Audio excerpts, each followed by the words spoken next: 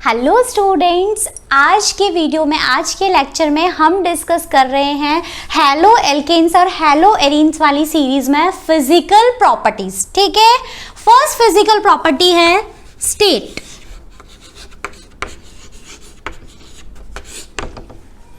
किसी भी कंपाउंड की स्टेट इस बात पे डिपेंड करती है कि उस कंपाउंड के मॉलिक्यूल्स कितने टाइटली पैक्ड है। ठीक है, अगर वो ज्यादा टाइटली पैक्ड होंगे तो वो कैसे स्टेट में हो जाएगा, सॉलिड में। उसके कंपैरिजन में कम टाइटली पैक्ड होंगे तो किस में हो जाएगा, लिक्विड में। और बहुत ही दूर दूर होंगे तो किस स्टेट में प्रेजेंट होगा, वो गैस स्टेट में। ठीक है, अब मॉलिक्यूल्स कितने टाइटली पैक्ड है ये इस बात पर डिपेंड करता है कि उस कंपाउंड के मॉलिक्यूल्स के बीच में inter particle force of attraction या इंटरमॉलिक्यूलर फोर्स ऑफ अट्रैक्शन कितना ज्यादा है। अगर मॉलिक्यूल्स में अट्रैक्शन बहुत ज्यादा होगा तो पास होंगे, पास होंगे तो सॉलिड हो जाएगा। ठीक है, अगर मैं किसी भी कंपाउंड में नंबर ऑफ कार्बन चेन बढ़ा देती हूं तो क्या हो जाएगा, मॉलिक्यूलर मास बढ़ जाएगा और मॉलिक्यूल्स के बीच में फोर्स ऑफ अट्रैक्शन का मैग्नीट्यूड बढ़ जाएगा। ठीक है, मैग्नीट्यूड, फोर्स ऑफ अट्रैक्शन का मैग्नीट्यूड बढ़ जाएगा तो मींस जो वो कंपाउंड है वो किस फॉर्म में एग्जिस्ट करना चाहेगा, सॉलिड स्टेट में। तो मैं ये कह सकती हूं क्या कि higher first lower halo alkene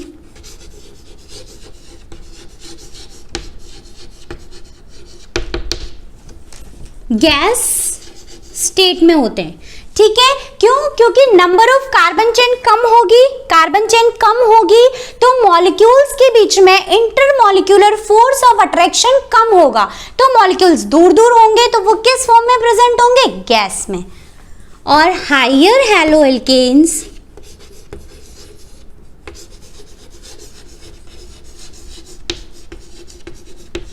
या तो लिक्विड स्टेट में, और अगर और भी ज्यादा कार्बन चेन बढ़ती जाएगी तो वो किस में हो जाएंगे, सॉलिड में।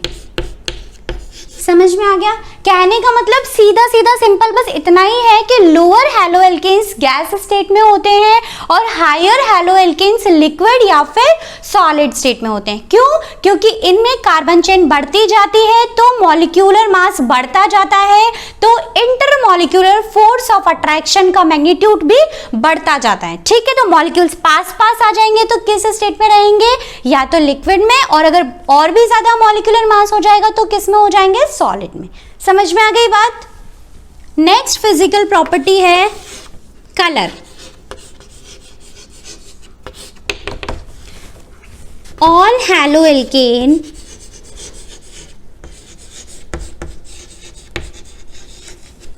Are colourless in pure form. Pure form में सभी हैलो एल्केन्स कलरलेस होते हैं। ठीक है, but however bromide and iodide show colour, ये आप नोट कर लीजिए, इन लाइट। नोट डाउन कर लीजिएगा। देखो क्या लिखा है मैंने, सभी हैलो एल्केन्स कलरलेस होते हैं अपनी प्योर फॉर्म में। ठीक है, लेकिन ब्रोमाइड और आयोडाइड को जैसे ही हम लाइट की प्रेजेंस में लेके आते हैं तो वो कलर शो करने लगते हैं। एक्चुअली होता क्या है, देखो ये ब्रोमाइड और आयोडाइड का साइज फ्लोरीन और क्लोरीन के कंपैरिजन में बहुत ज्यादा होता है। अगर साइज बड़ा होगा, देखो क्या है, अगर साइज बड़ा होगा, ये मान लो RBr है, ठीक है, और ये आयोडाइड है, इसका साइज और भी बड़ा है तो ये बॉन्ड लेंथ है और ये बॉन्ड लेंथ है, तो बॉन्ड लेंथ बढ़ती जाएगी और उससे क्या होगा, बॉन्ड डिसोसिएशन एनर्जी कम होती जाएगी, यानी कि उस बॉन्ड को तोड़ने के लिए कम एनर्जी की रिक्वायरमेंट होगी। ठीक है, तो क्या होता है, ब्रोमाइड और आयोडाइड को जैसे ही हम सनलाइट की प्रेजेंस में, लाइट की प्रेजेंस में लेके आते हैं तो बॉन्ड डिसोसिएशन एनर्जी कम होने की वजह से फ्री ब्रोमाइड और फ्री आयोडाइड मिल जाता है, जो कि क्या करते हैं, कलर शो करने लगते हैं। ठीक है, जबकि फ्लोरीन और क्लोरीन का साइज क्या है, छोटा है, तो उसकी बॉन्ड डिसोसिएशन एनर्जी क्या होती है, ज्यादा, मींस उनके बॉन्ड को तोड़ने के लिए ज्यादा एनर्जी की रिक्वायरमेंट होती है, तो हमें फ्लोराइड और क्लोराइड आयंस नहीं मिलते। ठीक है, इसलिए फ्लोराइड और क्लोराइड तो लाइट की प्रेजेंस में भी कलर शो नहीं करते हैं, जबकि ब्रोमाइड और आयोडाइड करते हैं, और प्योर फॉर्म में तो कोई भी हैलो एल्केन हो कलर शो नहीं करता। ठीक है, इसको आप नोट कर लीजिए या स्क्रीनशॉट ले लीजिए, मैं रब कर देती हूं।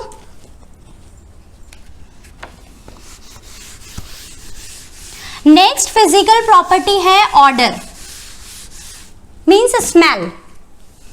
थर्ड फिजिकल प्रॉपर्टी है smell.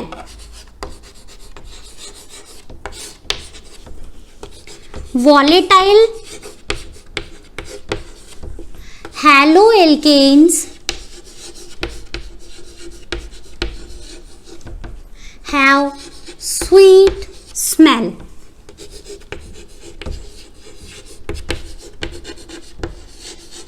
Volatile means gases form की बात कर रही हूं मैं। वॉलेटाइल मीन्स वो जो ज्यादा जिनमें मूवमेंट है।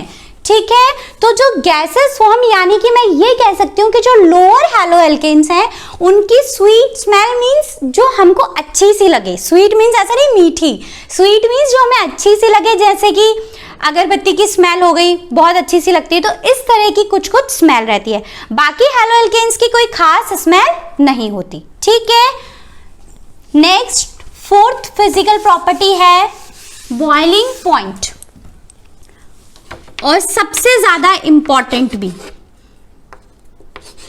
Boiling point. जैसे ही हम बॉइलिंग पॉइंट की बात करते हैं या फिर बॉइलिंग पॉइंट से रिलेटेड क्वेश्चन सॉल्व करते हैं, तो वहां पे हम von der Waals force of attraction, van der Waals force of attraction,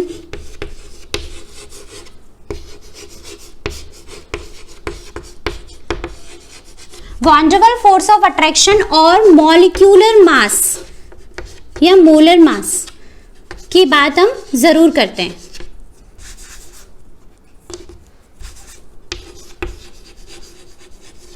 ठीक है, क्या होता है, देखो ये मान लो कोई भी हैलो एल्केन है। ठीक है, अब कोई भी कंपाउंड है तो उसमें इसका एक मॉलिक्यूल तो होगा नहीं।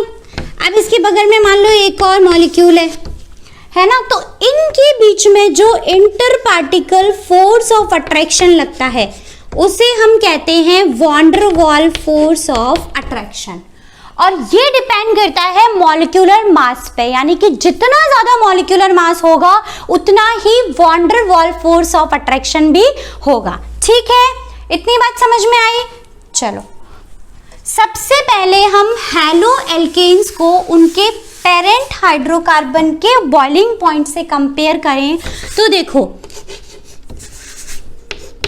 RH, ये इसका पेरेंट हाइड्रोकार्बन है क्या, हैलो एल्केन का, क्योंकि हमने हैलो एल्केन के मेथड ऑफ प्रिपरेशन में पढ़ा है कि एल्केन का हाइड्रोजन जब हैलोजन से सब्स्टिट्यूट कराते हैं तो हमें क्या मिलता है, हैलो एल्केन। तो इसका मतलब इसका पेरेंट हाइड्रोकार्बन क्या हो गया, एल्केन हो गया।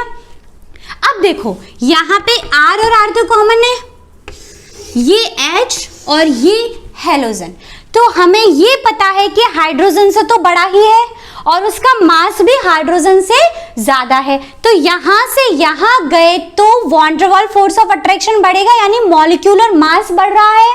ठीक है, तो क्या हो जाएगा, बॉइलिंग पॉइंट भी क्या हो जाएगा, ज्यादा। इसका क्या है, मास कम है, इसका ज्यादा है, तो इसका बॉइलिंग पॉइंट क्या हो जाएगा, ज्यादा। तो इसका यहां से यहां जाने पर बॉइलिंग पॉइंट ज्यादा हो गया। समझ में आ गई बात, बिल्कुल सिंपल है।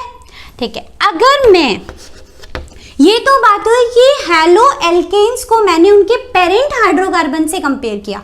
अब मैं अगर हैलो एल्केन्स को ही आपस में कंपेयर करती हूँ, यहाँ पे मैंने सिंपल एक कार्बन लिया है CH3 CH2X, दो कार्बन ले लिए CH3 CH2 CH2X, 3 carbon CH3 CH2 CH2 CH2X। ठीक है, तो ध्यान से देखो, यहां से यहां जा रहे हैं तो मैं नंबर ऑफ कार्बन बढ़ा रही हूं क्या, यानी कि कार्बन चेन बढ़ा रही हूं ऊपर से नीचे जाने पर। तो देखो क्या हो रहा है, मॉलिक्यूलर मास बढ़ रहा है, von der Waals force of attraction बढ़ रहा है, तो बॉइलिंग पॉइंट भी क्या हो जाएगा, बढ़ जाएगा। समझ में आ गई बात? बिल्कुल सिंपल है, जैसे जैसे मैं कार्बन चेन बढ़ा रही हूं वैसे वैसे मॉलिक्यूलर मास बढ़ता जाएगा और von der Waals force of attraction बढ़ता जाएगा, तो बॉइलिंग पॉइंट भी क्या हो जाएगा, ज्यादा। ठीक है, ये तो बात हुई कि अगर मैं कार्बन चेन सीधे सीधे बढ़ा रही हूं। ठीक है, एक ये देखो, अगर मैं ऐसे कर दूं तो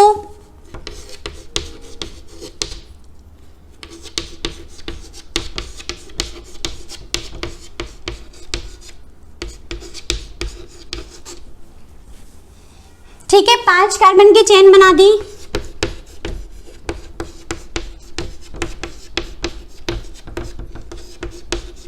चार कार्बन की चेन बना दी, लेकिन नंबर ऑफ कार्बन देखो सेम ही है। यहां पे 5 कार्बन की चेन है, यहां पे 5 कार्बन है, लेकिन मेन चेन 4 कार्बन की चेन है और मैंने यहां पे क्या किया, एक कार्बन उठा के यहां रख दिया, मींस मैंने ब्रांचिंग कर दी। ठीक है,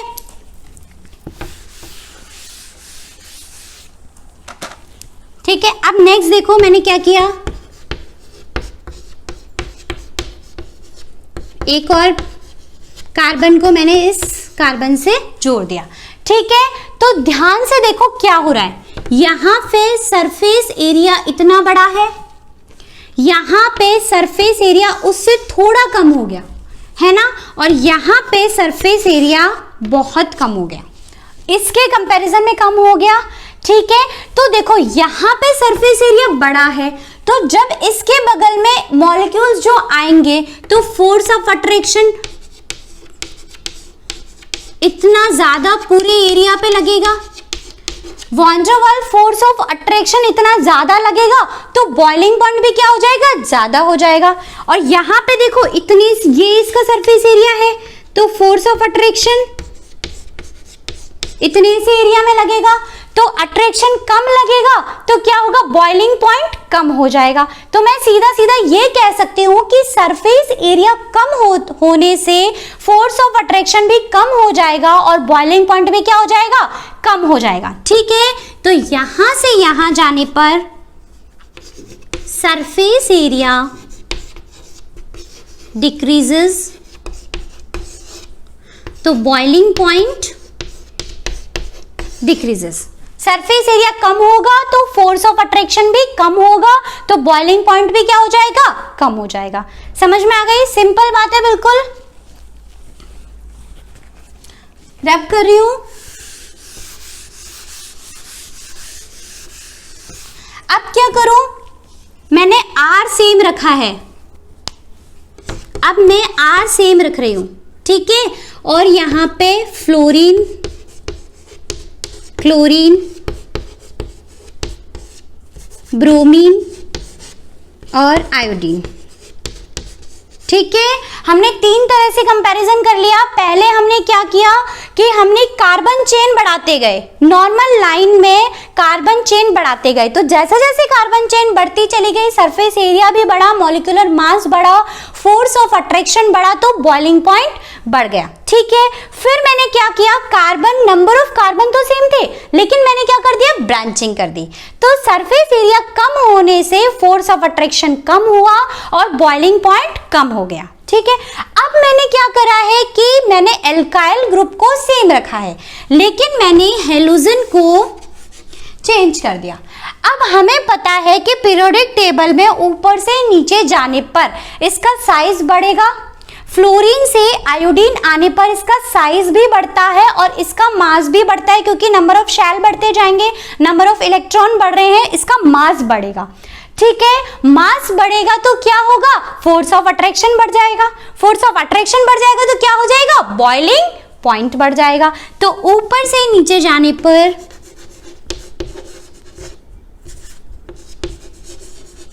molecular mass increases, boiling point increases.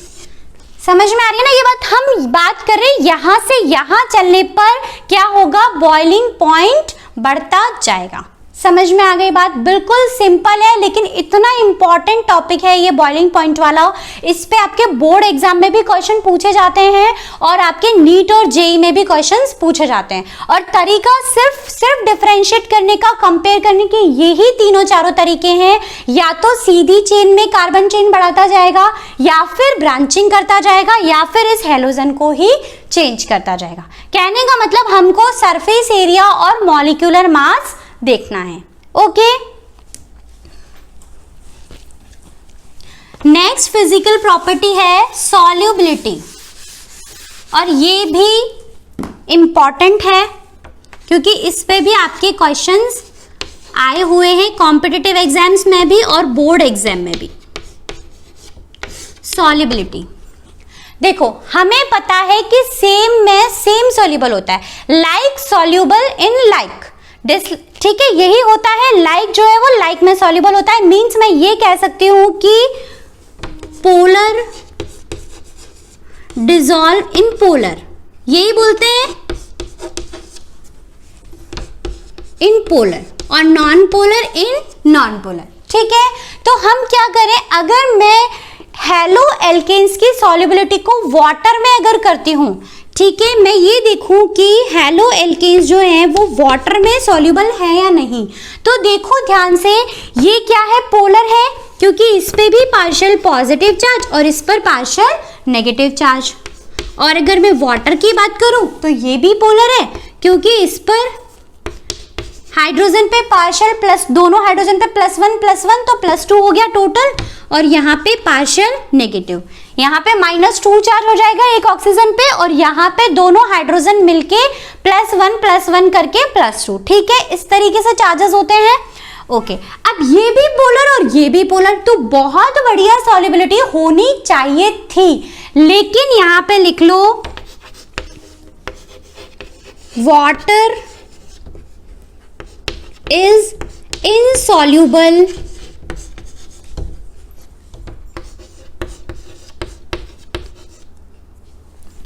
ऐसे लिखो, हेलो एल्केन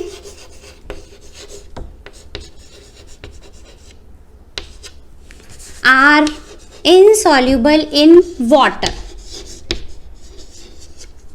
ठीक है, एक्चुअली में होता क्या है, देखो क्या होता है कि ये ऑक्सीजन और हाइड्रोजन है ना, ये देखो ऐसे है क्या, ऑक्सीजन H और H। ठीक है, दूसरा वाटर मॉलिक्यूल ऐसे है, और इन दोनों के बीच में क्या होती है, हाइड्रोजन बॉन्डिंग। ठीक है, यही होता है। अब क्या करें कि दूसरा मॉलिक्यूल इसमें सॉल्युबल हो जाए, इसके लिए क्या हो, सबसे पहले ये दोनों के बीच का बॉन्ड टूटेगा। ठीक है, और फिर क्या हो, ये कंपाउंड इसमें जाके एडजस्ट हो जाए। तो इस प्रोसेस में इनके पास रिलीज्ड एनर्जी इतनी लेस होती है कि वो हाइड्रोजन इस बॉन्ड को तोड़ के इनमें सॉल्युबल हो ही नहीं पाता। ठीक है, इसलिए ये बहुत इंपॉर्टेंट क्वेश्चन है कि हेलो एल्केन्स जो है वो वाटर में सॉल्युबल नहीं होते हैं। अगर किसी को ये कॉन्सेप्ट नहीं पता तो वो 100% एग्जाम में गलत कर देगा। क्यों? क्योंकि वो क्या देखेगा, ये भी बहुत अच्छा पोलर है और ये भी बहुत अच्छा पोलर है, और हमें पता है कि लाइक लाइक में सॉल्युबल होता है, मींस पोलर पोलर में सॉल्युबल होता है, तो ये टिक कर देगा कि बहुत अच्छी सॉल्युबिलिटी, जबकि वो सॉल्युबल नहीं होता या फिर बहुत ही ना के बराबर। ठीक है, ये बात समझ में आ गई। मैं एक बार फिर समराइज कर देती हूँ पूरे चैप्टर को। हमने फर्स्ट फिजिकल प्रॉपर्टी पढ़ी थी स्टेट। ठीक है, लोअर हेलो एल्केन्स की स्टेट गैसेस होती है और हायर में मूव करते जाते हैं तो लिक्विड और सॉलिड होती जाती है। ठीक है। कलर की अगर बात करें तो सभी हैलो एल्केन्स कलरलेस होते हैं उनकी प्योर फॉर्म में, लेकिन ब्रोमाइड और आयोडाइड सनलाइट की प्रेजेंस में कलर शो करने लगते हैं। ओके, थर्ड प्रॉपर्टी हमने पढ़ी थी स्मेल। तो जो लोअर हैलो एल्केन्स, या मैं सिंपल ये बोलूं कि वोलेटाइल हैलो एल्केन्स जो होते हैं वो उनकी स्वीट सी स्मेल होती है, इसके अलावा बाकी हैलो एल्केन्स की कोई खास स्मेल नहीं होती। ओके, उसके बाद हमने फोर्थ पॉइंट पढ़ा बॉइलिंग पॉइंट।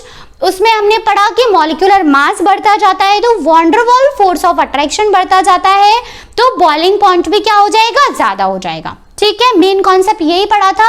या फिर सरफेस एरिया बढ़ेगा तो फोर्स ऑफ अट्रैक्शन बढ़ेगा तो बॉइलिंग पॉइंट भी ज्यादा होगा। ठीक है, समझ में आई बात? ओके, और नेक्स्ट लास्ट पॉइंट हमने पढ़ा सॉल्युबिलिटी। सॉल्युबिलिटी में हमने क्या पढ़ा कि हैलो एल्केन्स वाटर में सॉल्युबल नहीं होते। समझ में आ गई सारी बातें? Okay, all the best students.